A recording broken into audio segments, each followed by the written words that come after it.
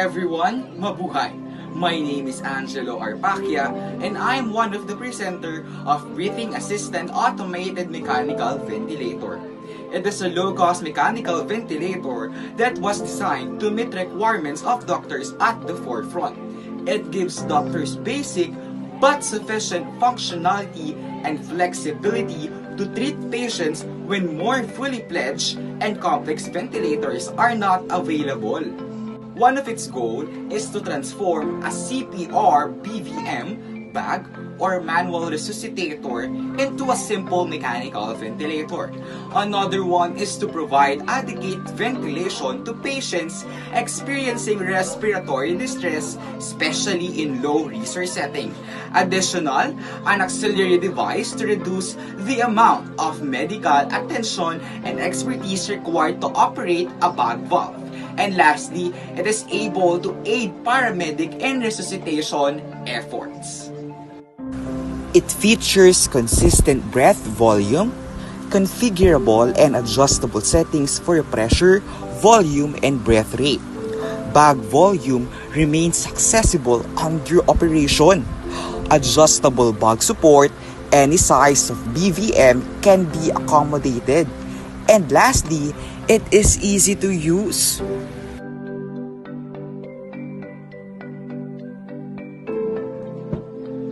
Did you know that not only can adult can be accommodated with this product? Our device can be adjusted to child, infant size BVM as well.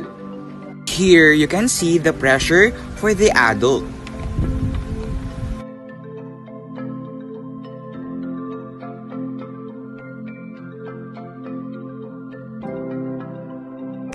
And this one is the pressure for the children.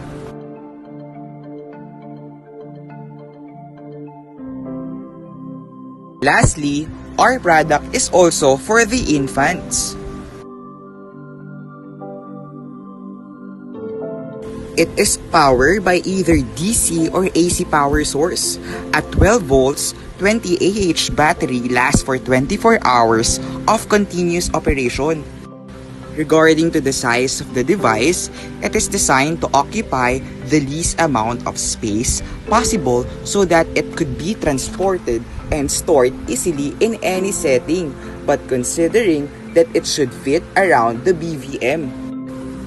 This device will address medical concerns regarding ventilation of patients experiencing respiratory distress in low-resource settings, areas that lack funding and resources for healthcare.